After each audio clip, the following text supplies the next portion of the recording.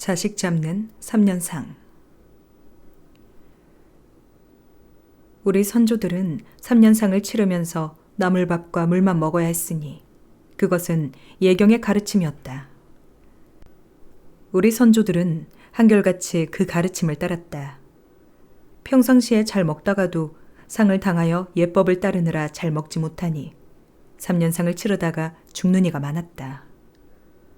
제상을 지낸 홍섬은 90살이 넘은 노모가 계셨다. 홍섬은 식사 때마다 맛있는 음식을 입에 대지 않으면서 이렇게 말했다. 어버이가 돌아가실 연세가 되면 자식은 간소하게 먹는 습관을 들여야 한다. 그래서 홍섬은 몸이 많이 허약해졌다. 어머니가 돌아가시고 3년상을 마친 뒤에는 더욱 몸이 약해져 얼마 지나지 않아 죽었다. 유국 씨는 유몽학의 아들로 상을 당해 3년 동안 죽만 마셨다. 나는 다른 사람보다 갑절이나 기운이 세고 또 술과 여자 때문에 몸이 상하지도 않았다. 나처럼 건강한 사람이 예법에 따라 3년상을 마치지 못한다면 천하에 예법에 따라 상을 치를 자는 없을 것이다. 그러나 유국신도 3년상을 마칠 무렵 병으로 야유어 죽었다. 이이첨은 3년 동안 소금과 장이 들어간 음식을 먹지 않고 묽은 죽만 마셨다. 3년상을 마친 다음 소금과 장이 들어간 음식을 먹었는데 날마다 물을 10그릇 넘게 마시다가 온몸이 부어 거의 죽을 지경에 이르렀다가 겨우 살아났다. 나의 아버지께서는 소상 전에는 채소나 과일도 들지 않다가 소상이 지난 후 너무 수척해져서 채소를 드시기 시작했다. 나의 사위 최아는 몸이 약했는데 모친상을 당해 하루에 묽은 죽 몇 톤만 먹다가 불과 몇 달 만에 병들어 죽었다. 그래서일까 재상 정광필은 우리 집안에서는 효자를 원치 않는다라고 하며 3년상으로 인한 자식의 희생을 막고자 했다. 그러나 당시 사람들은 정광필이 품위 없이 말하여 성인에게 죄를 지었다고 비난했다. 정광필의 말은 자식된 사람으로서는 차마 듣지 못할 말이지만 부모된 사람으로서는 하지 않을 수 없는 말이다. 나는 사위 최하의 죽음을 직접 보았으므로 자제들을 위해 그에 대해 기록해둔다.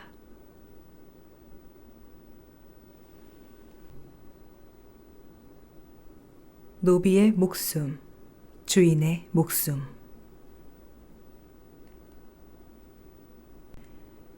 권가술은 중종 때의 무사다. 예전에 바다를 건너다가 풍랑을 만나 배가 부서졌다. 100여 명이 모두 빠져 죽어 시체들이 파도에 휩쓸려 갔지만 권가술과 그의 노비 수석은 부서진 판자 조각을 붙잡고 살아났다. 그러나 판자가 두 사람이 매달리에겐 너무 작아 가라앉았다 떴다 했다. 바람이 더 거세지니 수석이 말했다. 판자가 비좁아 두 사람이 함께 버틸 수 없습니다. 게다가 바람 맞아 거세지니 이러다가 두 사람 모두 죽겠습니다. 소인이야 무엇이 애석하겠습니까? 주인님께서는 부디 몸을 잘 지키십시오. 잘 지키십시오. 소인은 이만 하직하겠습니다. 말을 마친 수석은 물로 뛰어들어 죽었다. 혼자 남은 공가슬은 판자를 타고 떠다니다 지나가던 배가 구해주어 살아났다. 공가술이 이 사실을 관가에 알리니 수석의 집에 정려문을 세우고 수석의 아내와 자식들을 노비 신분에서 해방시켜 주었다.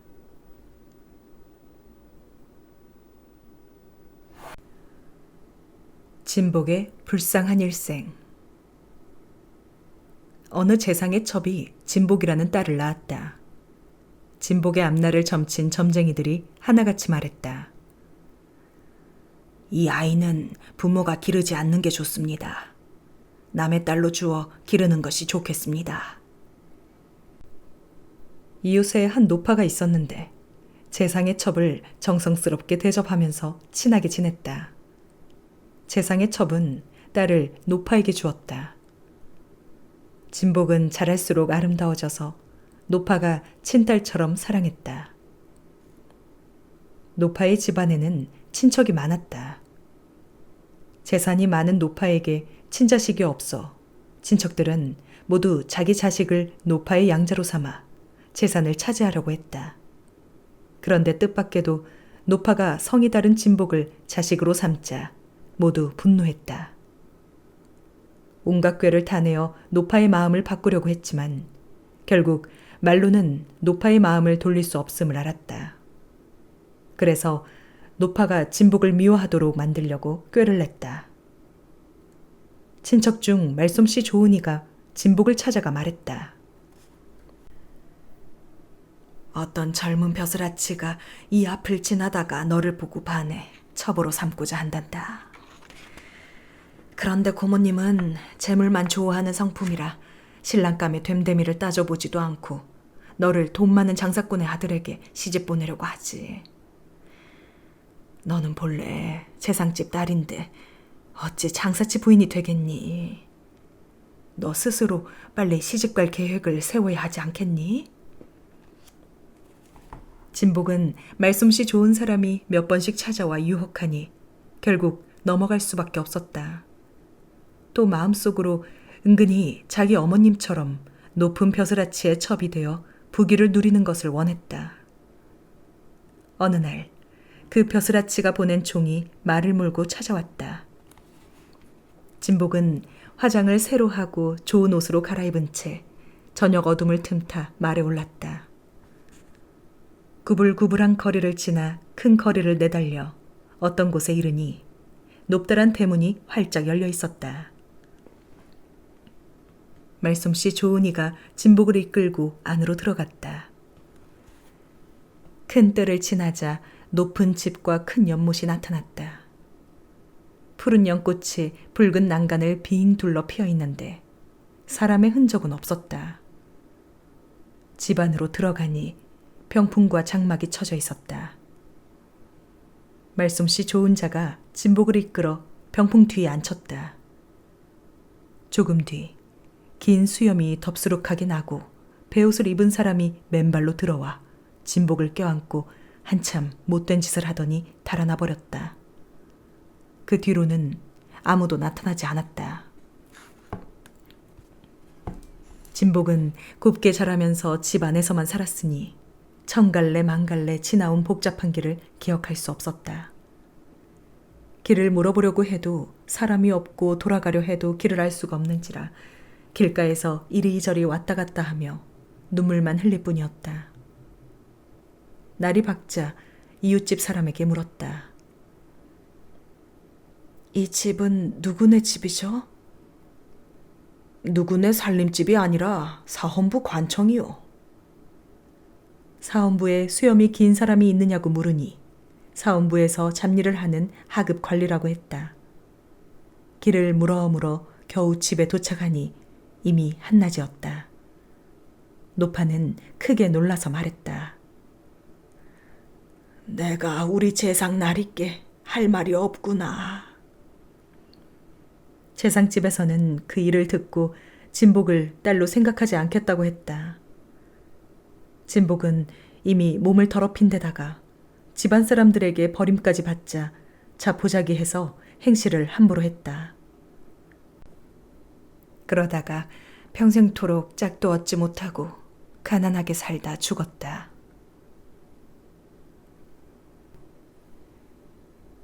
근거 없는 속설. 흥양 지방의 한 백성이 돌림병으로 죽어 산에 장사 지냈다. 그 마을 사람이 밭에 가는 길에 무덤에서 새어나오는 은은한 소리를 들었다. 자세히 들어보니 사람 살려, 사람 살려 하는 소리였는데 얼마 전에 죽은 사람의 목소리가 분명했다. 마을 사람이 그 사람의 집으로 달려가 알리려고 하자 다른 사람이 말리며 말했다. 속담에 이르지 않았소. 죽었다가 다시 깨어난 사람을 살려주면 살려준 사람이 대신 죽게 된다오.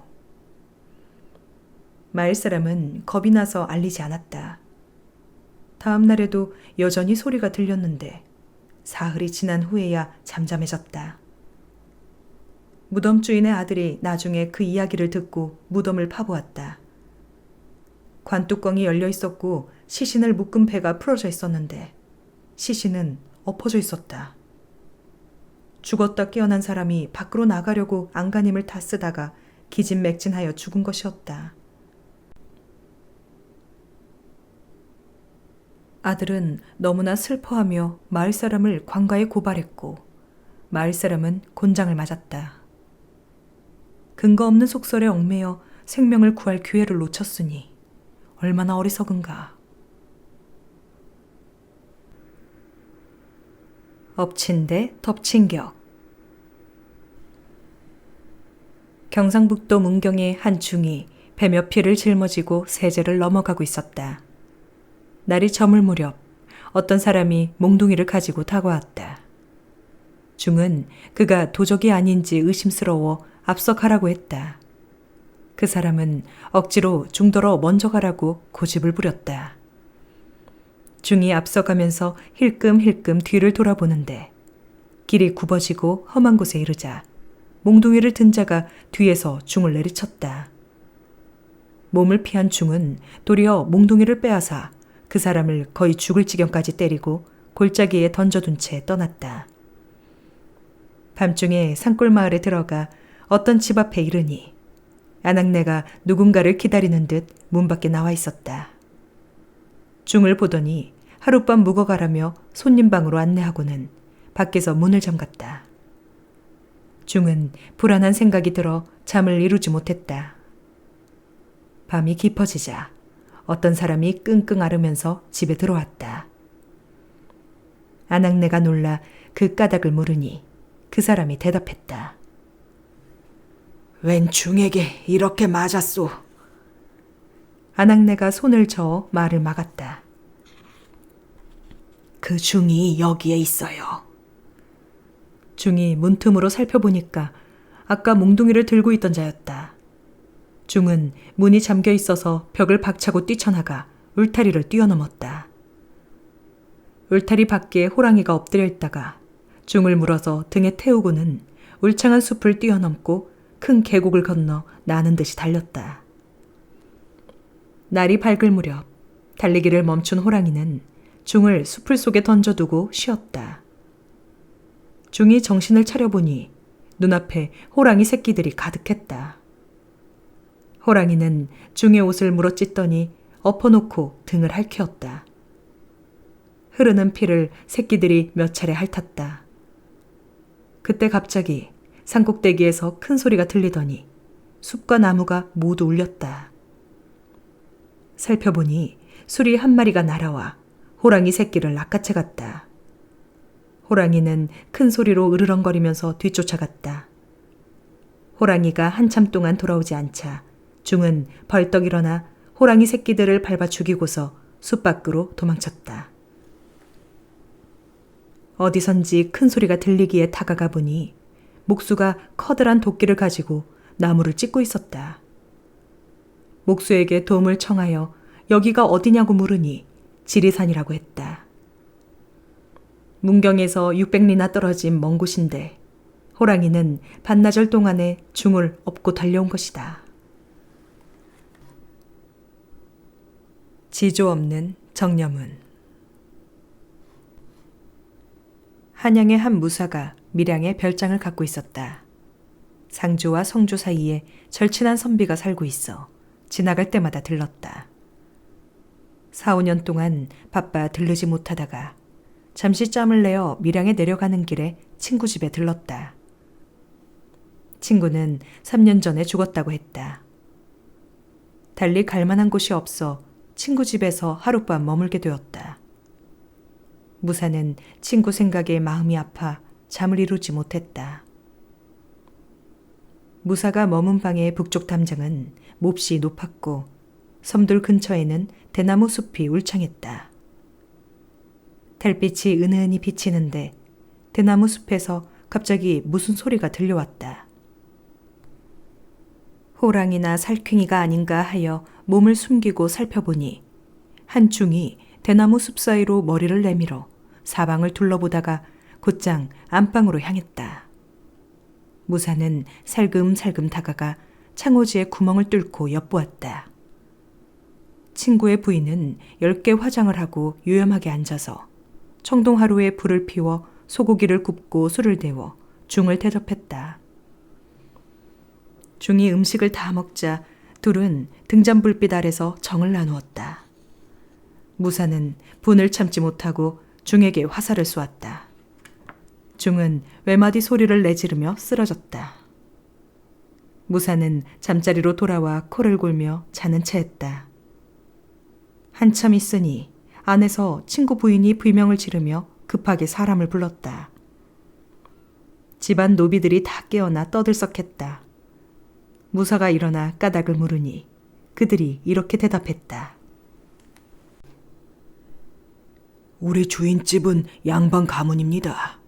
주인마님은 주인을 잃고 혼자 살아왔는데 간밤에 미친 중놈이 몰래 들어와 덮치려 했습니다. 이에 주인마님이 칼을 꺼내 중을 죽였습니다. 주인마님은 스스로 손가락을 잘라 자살하려고 하여 온 집안 사람들이 말려 그만두도록 했죠. 무사는 쓴웃음을 감추고 짐을 꾸려 그 집을 떠났다. 이듬해 한양으로 올라가는 길에 보니 그 집 앞에 정려문이 세워져 있었다.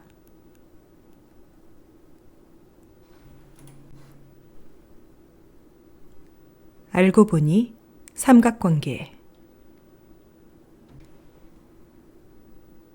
남원에 양생이란 젊은이가 있었다. 집이 풍족했는데 자신이 멋스럽게 놀 줄 안다고 자랑했다. 관서 지방에 유명한 기생이 많단 소문을 듣고 한번 가보자고 했다. 마침 친척이 정주 목사가 되자 양생은 집의 재물을 다 팔아 내필의 말이 끄는 수레에 싣고 정주로 향했다. 정주 목사인 친척이 예쁜 기생을 골라 양생을 모시게 하니 양생은 그 기생에게 흠뻑 빠졌다.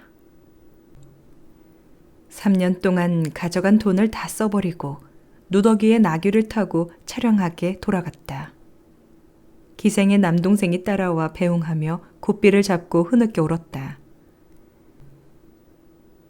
양생이 줄만한 물건을 찾아보니 단지 신고 있는 가죽신 한 켤레뿐이라서 그것을 벗어주고 맨발로 당나귀 등에 올라탔다.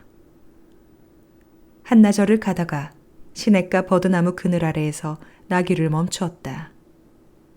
슬픔을 참지 못해 나무에 기대어 눈물을 줄줄 흘리며 우니 길 가는 사람들이 모두 혀를 껄껄 찼다. 그런데 어떤 장사치도 시냇가에서 슬피 울고 있었다. 눈물이 수염까지 적시며 슬픔을 이기지 못하니 양생이 물었다. 무슨 사연으로 그리 슬피 우는 건가? 우리 속사정을 털어놓고 슬픔을 나누세. 양생이 먼저 자신의 사정을 말했다.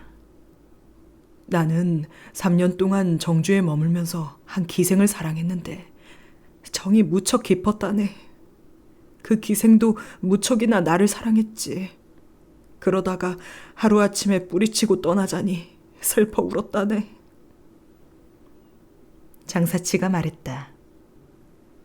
소인 또한 정주에서 한 어린 기생과 함께 3년 동안 머물러 살았지요. 그 기생은 정주 목사의 자제가 몹시 사랑해서 늘 불려다니느라 밤낮으로 틈이 없었지요. 그래도 어머니를 보살핀다는 핑계로 하루에 3차례씩 나와 즐거움과 사랑이 넘쳐 흘렀답니다. 그러다가 하루아침에 작별하게 되니 슬퍼서 우는 것입니다. 서로 손을 붙잡고 통곡하느라 해가 지는 줄도 몰랐다. 양생이 물었다.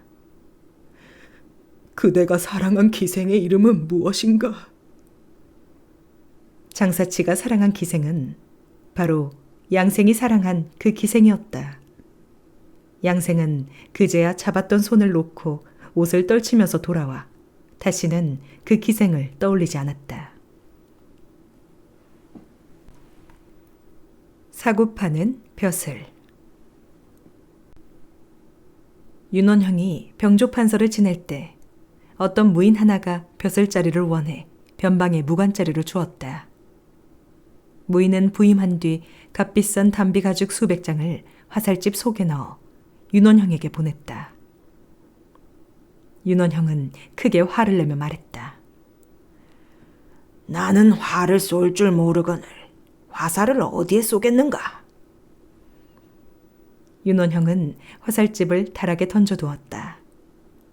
얼마 지나지 않아 무인이 벼슬을 잃고 돌아가면서 뵙기를 청하자 윤원형은 성난 눈으로 그를 쳐다보았다. 그러자 무인이 말했다. 전에 제가 화살집 하나를 바쳤는데 보지 못하셨는지요? 윤원형은 발끈하여 말했다. 나는 화를 쏠 줄 모르는데 화살을 어디 쓰겠는가? 화살집은 타락에 던져두었네. 무인이 말했다. 화살집 안에 들어있는 물건을 살펴보지 않으셨습니까? 이 말에 윤원형은 비로소 의아한 생각이 들어 화살집을 가져오게 했다. 화살집을 열자마자 담비가죽이 솟구쳐 대들보까지 튀어오른 뒤 여기저기 흩어졌다. 윤원형은 매우 기분이 좋아져 그 무인을 좋은 고을의 수령으로 임명했다. 윤원형이 이조판서로 있을 때 어떤 사람이 누에고치 수백 근을 뇌물로 바치고 벼슬을 부탁했다. 얼마 뒤 부하 관리가 붓을 쥐고 윤원형의 명을 기다리고 있는데 윤원형은 피곤하여 졸고 있었다. 기다리던 부하 관리가 물었다. 이 벼슬에는 누구를 임명할까요? 윤원형이 잠결에 고치! 라고 대답했다. 누에고치를 바친 사람으로 정하란 뜻인데 부하 관리는 고치라는 이름을 가진 사람인 줄 알았다. 아무리 찾아도 그런 이름은 없었는데 결국 먼 시골에 사는 가난한 선비 가운데 고치라는 이름을 가진 이가 있었다. 그래서 그 사람에게 벼슬을 내렸다. 바다를 담보 삼은 물고기. 보성 사람이 서울에 올라왔다. 자기 이름이 양태라 하며 시장에서 돈을 빌리려고 했다. 그러나 먼 시골에서 온 알 수 없는 사람에게 어느 누구도 쉽게 돈을 빌려주지 않았다. 보성 사람은 많은 재산을 모았다는 시장 사람의 소문을 듣고 찾아갔다. 이자를 쳐서 2배로 갚겠다는 계약서를 만들면서 이렇게 약속했다. 내가 사는 곳에 등령 벌판이 있는데 씨앗 200석을 뿌려 농사를 지을 정도로 넓고 기름진 땅입니다. 그 땅을 전부 담보로 잡히겠으니 무명 1000필만 빌려주십시오. 몇 달 뒤 무명 2000필로 갚아드리겠습니다. 기한을 넘기면 관가에 고소하여 형벌로 다스려도 좋습니다. 시장 사람은 2배로 갚겠단 말을 믿고 빌려주었다. 그러나 기한이 되었는데도 갚지 않았다. 시장 사람이 보성으로 내려가 그 사람을 찾으니 보성 사람들이 배를 움켜쥐고 크게 웃으며 말했다. 보성 땅에 그런 사람은 없소. 등령은 땅이 아니라 바다 이름이오. 바다에 씨를 뿌린다면 200석만 뿌리겠소. 양태는 생선 이름이니 바다에 가서 불러보시구려. 구멍을 통한 부정부패.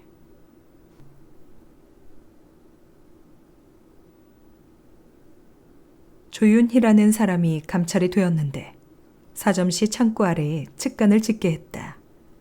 하루는 조윤희가 측간에 갔는데 쥐구멍에 나뭇가지가 꽂혀 있고 거기에 실이 매여 있었다. 이상하게 여긴 조윤희가 실을 잡아당기니 창고까지 연결되어 있었고 그 끝에 명주가 매어 있었다. 명주는 머리와 꼬리가 계속 이어져 40~50필이나 묶여 있었다. 창고지기가 창고에 들어가 명주를 이어서 실에 매어 놓았다가 관아가 파한 뒤에 측간에서 빼내려고 했는데 조윤희가 먼저 당기게 된 것이었다. 관아의 재물을 간사하게 빼돌리는 수법이 매우 교묘하기에 창고지기를 엄한 형벌로 다스렸다. 어느 날 한 선비가 과거 시험장에 들어가 개구멍에 오줌을 누는데 구멍 속에 실이 매인 나뭇가지가 있었다. 나뭇가지를 잡아당기니 실 끝에 종이가 한 장 붙어 있었다. 종이에 한편에 글이 쓰여 있었는데 문장이 아주 좋아서 그대로 베껴 써서 과거에 합격했다.